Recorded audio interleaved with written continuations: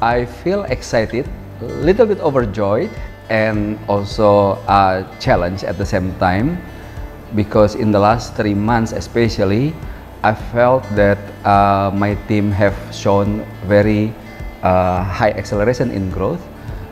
They're able to show that they could overcome more problems, handle more issues with just a little bit brief from me. It shows that I've been able to convince myself that I could accomplish more with my team. Accomplishing more for more people is something really deep inside me. That's why the more challenges I could solve, I could handle, the better I feel. And furthermore, when I can get more people to get involved with me, joining my ride to see better future, provides me with more energy. That's why I feel excited and overjoyed.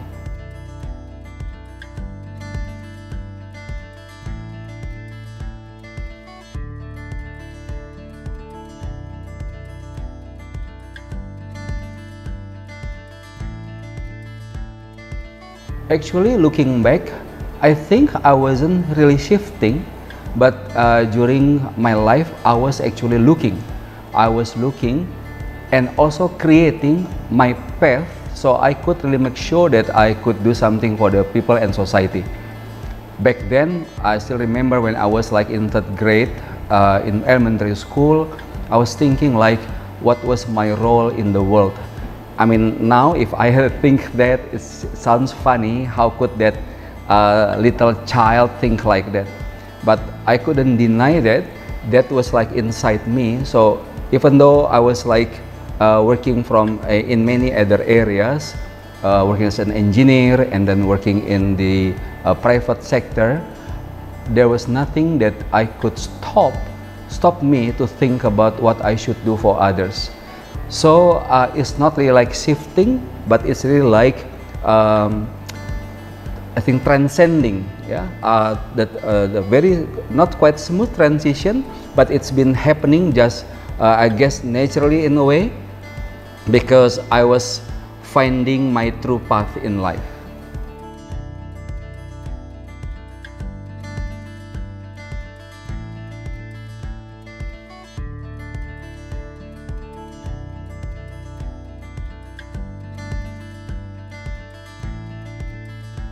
My second son was diagnosed to be autistic when he was 18 months.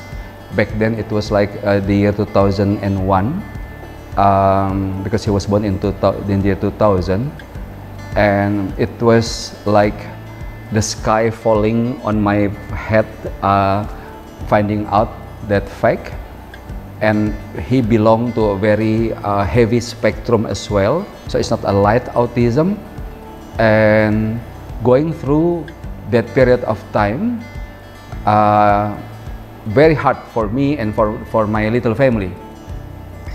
And then not long after that, my wife got pregnant again, and I was very terrified, thinking what if the next one would have the same issue, because if it would be a boy, another son, then the chance is like 1 to 2 or 1 to 4, the probability to have an autistic kid again. But if it's a girl, there's a less probability, but there's always a probability to have the next kid as an autistic. So I made a vow to myself. I talked to God, that I said to him that I'm not regretting whatever that's happening to me, but if possible at all, I don't want to have the next one to have that syndrome as well. And I said I was willing to spend the amount of money that I'm going to spend for my son, for other kids, as long as I don't have the psychological and emotional burden to actually handle such issue. And then after, because then time went along, I made that vow in I think 2002, because my daughter, my youngest child, was born in September in 2002. It took a while until then, I think it's 2008, I started establishing the foundation. Why it was so long before between the vow and the execution? Because I didn't have that enough money to actually do the my promise. When I was about to execute my promise, then I thought to myself, if I spend this much of money, I might be able only to help 1 or 2 kids. Well, as time went, at the time, the number of children who suffer autism increased, I think, quite exponentially.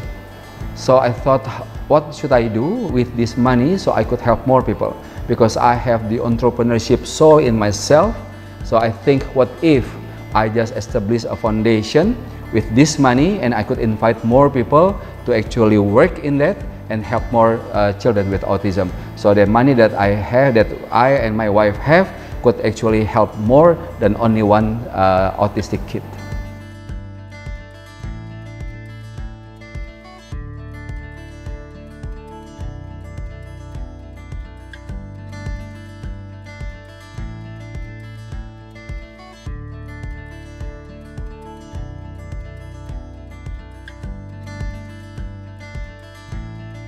I think those 2 events especially, I don't see that like achievement in my other achievement, like academic achievement. To me, those achievements are validation for myself that what I have been doing actually brought meaning to more people and give me more a boost of energy that I should do more so I could help more. More importantly, it provides me with the sanity, mental sanity, that actually what I was doing was somehow acknowledged to be right. Because I think it's a bit dangerous for any individual to only think that what is right to himself. So if what you do you think is right, but also perceived as right and beneficial by others, then I think anyone like myself could have that mental stability.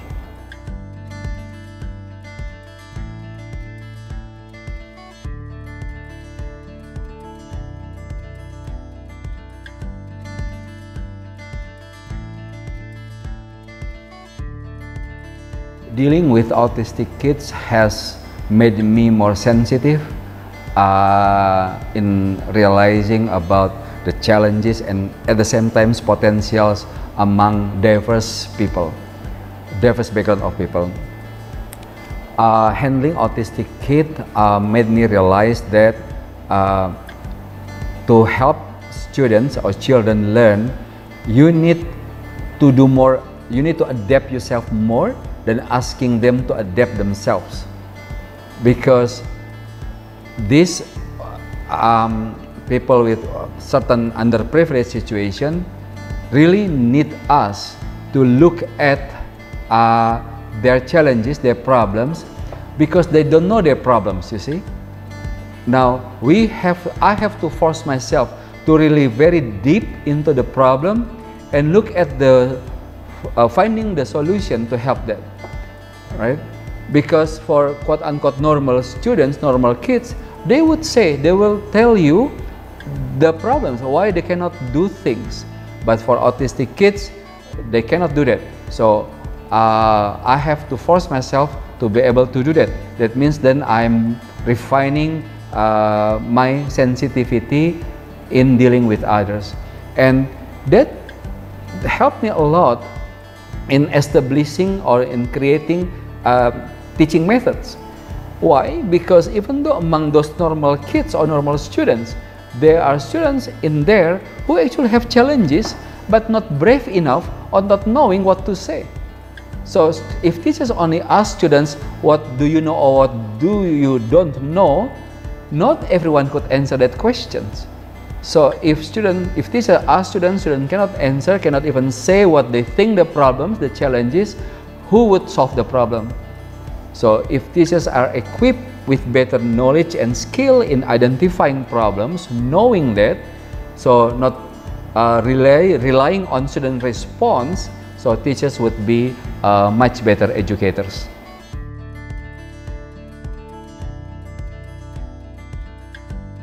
After I've migrated from being an engineer, and then I joined my father's-in-law company, and I quit. I started my own business back in 2010 and 2015. No, 2012.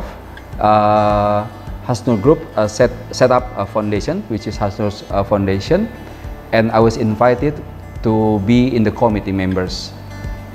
That time, one of my tasks was to help establish the school, Global Islamic Boarding School. Then 2015, I was invited to be the director of the school.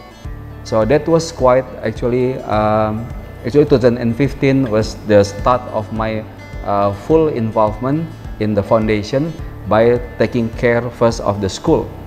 Then from that, I actually started to look at other areas on how I could make the foundation give more impacts to wider community.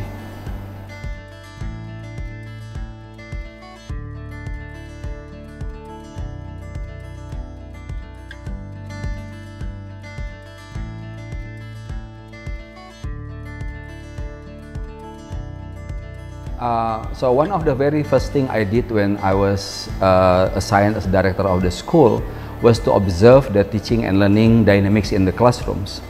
I'm a father of 3, and I've been involved with taking care of my children, my own children, since they were in the womb, and especially after they were born. So I really look at how my children should be nurtured. As a director of the school, now I also have responsibilities not only for my kids, by hundreds of children. They are not my biological children, but they are my children. I have responsibilities for them. So I have to see how they are nurtured in the classroom. Looking at the dynamics of communication, teaching and learning in the classroom, I knew that there was something wrong, very fundamentally wrong, where the communication between teachers and students are not productive to help students improve their thinking skill. Because I realized at the time I wasn't like the expert of education, I talked to many experts and invited them to help my teachers through continuous learning. But then again, maybe because I'm an engineer, and then I also remember that even when I was still a kid, I was really into education. So I wasn't really easily satisfied by looking at the progress of the training at that time. So I decided to take my doctoral degree, something that I wanted to do for so long as well anyway, at ITB in science management, to specifically look at how teaching should be done more properly. There I found out more references. One of the things that I found was about pedagogical content knowledge.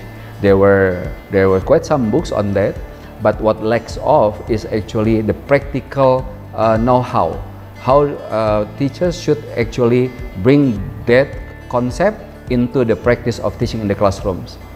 And moreover, I then think how to help teachers to realize what they do, how they should review what they're doing. Because if you ask questions to people, to teachers about what they do in classrooms, they might not be able to really provide a critical and objective overview on what they do. So they need help.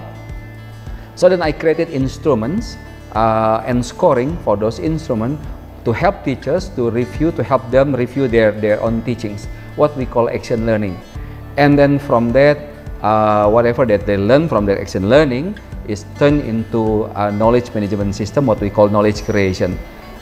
And I believe those two areas, the action learning and knowledge creation based on teaching and learning dynamic in the classroom, are essentials to be brought across the country, because I know for sure it cannot be only in my school the situation happens on that kind of teaching and learning dynamics. I'm sure that out there, there's now around 60 million of Indonesian students handled by around 4 million teachers also may suffer from the situation. So from that, I strongly believe that I should bring this knowledge, these practical skills into more schools in Indonesia. That's why then I established HAFEX, Highly Functioning Education Consulting Services, which I believe would be one of the key initiatives of HASO Center to help improve the quality of education in the country.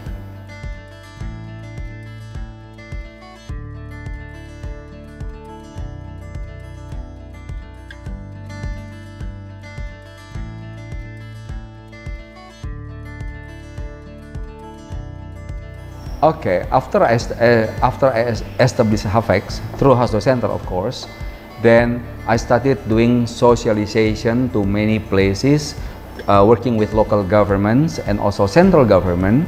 And the only way for me to convince them about the value of HAFEX is by showing them on the teaching mastery. That means I show the real teaching. So I don't only share what teaching is all about, but I show them what is actually teaching. It then helped teachers find I think they feel more dignified. Why they feel more dignified? Because they share with me after seeing what I'm doing.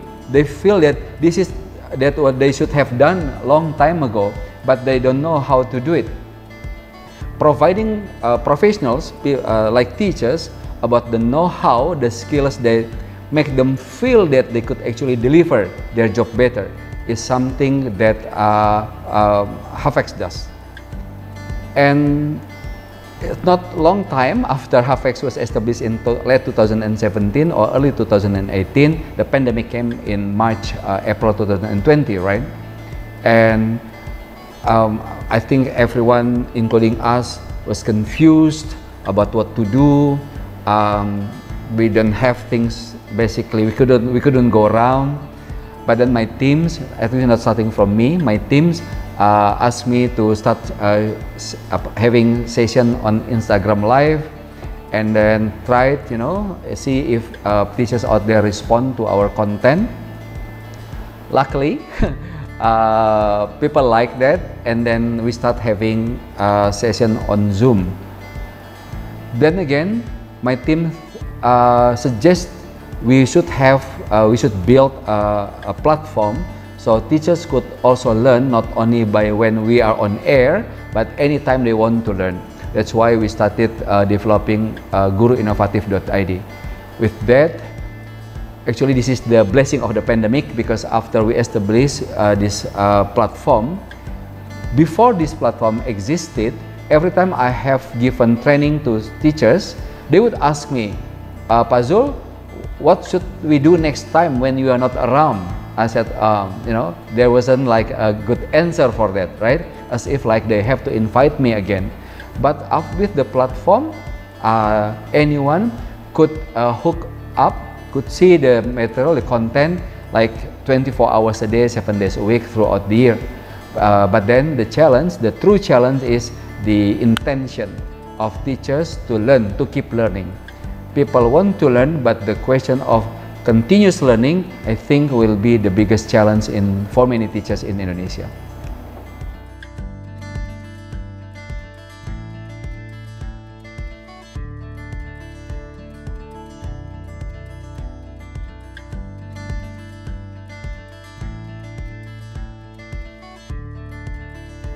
Well, the foundation was established by the late Haji Abdul Samad Sulaiman. He was not well educated. He didn't finish his junior high school.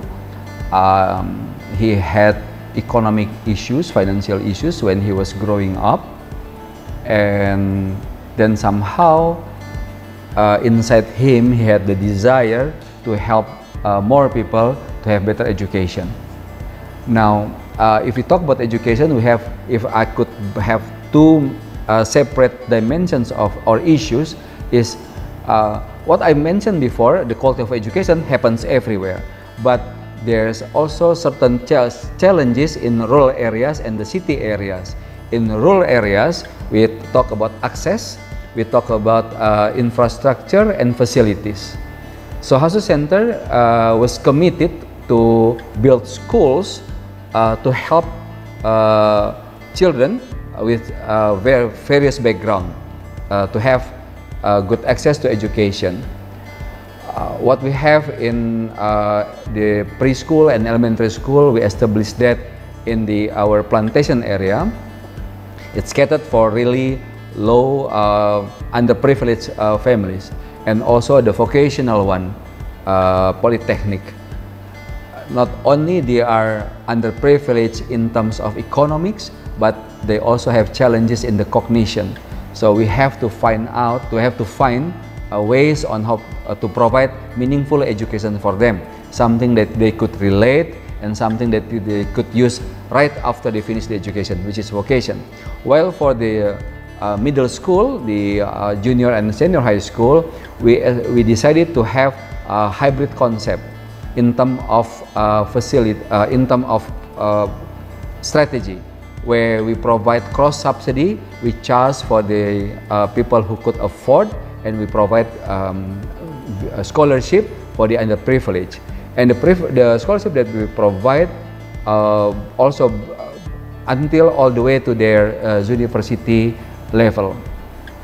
With this, what we are trying to do is to provide a holistic approach right from the elementary school all the way to workforce level, where people, young people in Banua, in Kalimantan, especially in South and Central Kalimantan, could enjoy better education, so they could have better future.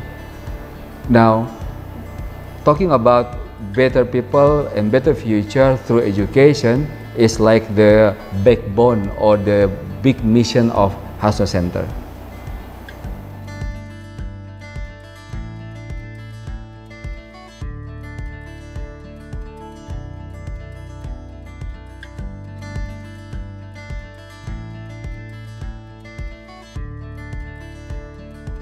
Okay, education is like a bridge between now and future.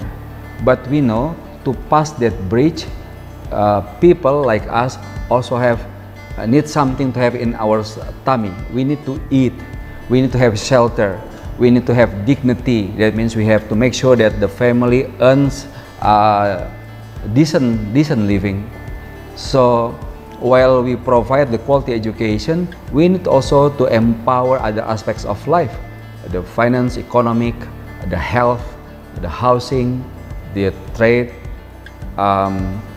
Those areas, of course, not in the big scale. We try to emulate, we try to create somehow to help certain groups of people.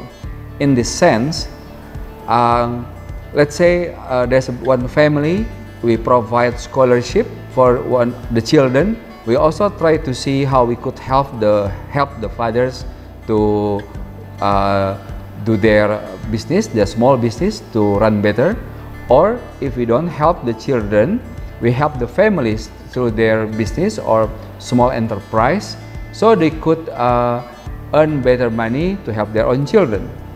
Or from time to time, we also do certain charity work to help people to have better food, more frequent food, or more nutritious food, again, to help their children. When they have education, they have better equipment in their mind because they have good health. Now think about, for us, we think about how we could see the future if we do things like separately in fragment, right? So we are thinking about how we could actually create a system where with time, because I mean we have limited resources of course, but with time we believe that we could provide step by step for people to improve their living standard.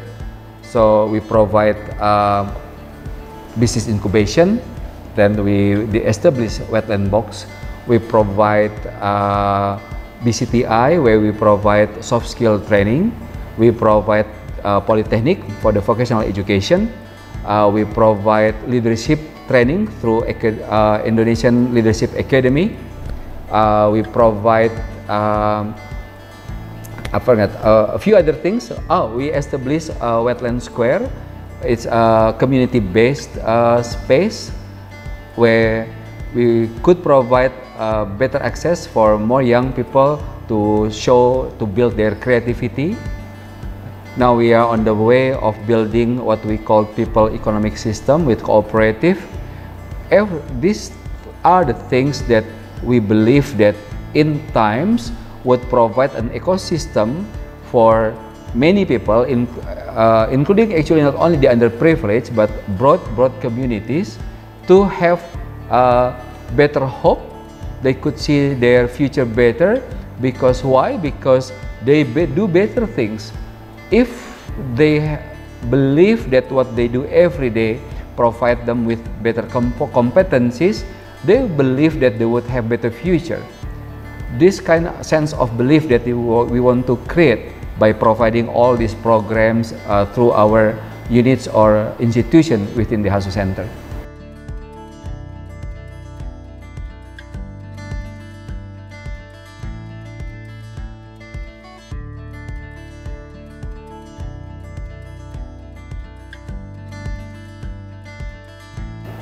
Well, for myself, I think I've built a sense of, I say, empathy by actually observing, engaging with the people that you deal with, having dialogue, a good dialogue, so I could understand the real situation, and building competence, my own competence. Because if I don't have competence, then I cannot do more. But more importantly, building the competence around me, people around me. Because the challenges are so big, I cannot do things by myself. I need to nurture people to help them grow. So those big challenges could be tackled together. In brief, I believe anyone to have that sustainability spirit in them to help others, they need to have compassion based on observation, dialogue, engagement with the people. They need to build the competencies in themselves and the competencies around people around them. And through those activities together, we could share the vision. In many instances, people only share the vision, but not engaging the people in doing the activities. So there's a big gap. What I found out, it's more powerful for us to build the vision together while doing the activities. And even more powerful, when the people work with me, people work around you, also feel that they are building something with themselves. So their spirits will grow.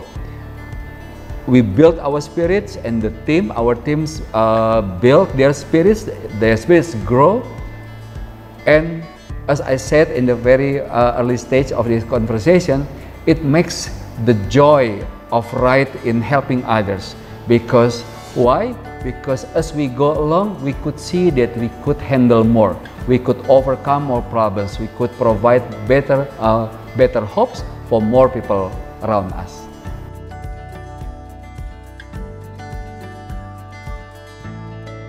I'm 52 now. Before, usually I put my life in 5 years plan. Now somehow I have 10-year plan. Between now to the age of 60 to 70, 70 to 80, and beyond 80. What I see in my next future, that means the next 8 years, I really want to see my team to have the true initiative. The true initiative means that they would come to me and say, "Pa, these are the programs that we should do to achieve certain objectives." Because before that, usually I share first what we should do, then they execute, right?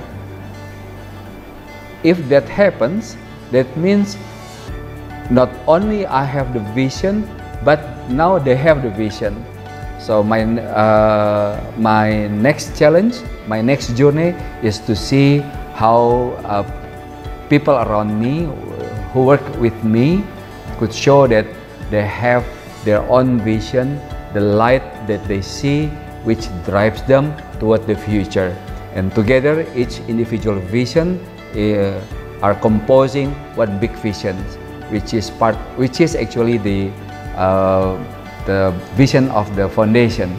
That means doing for the region, Banua, and doing for the nation or the country.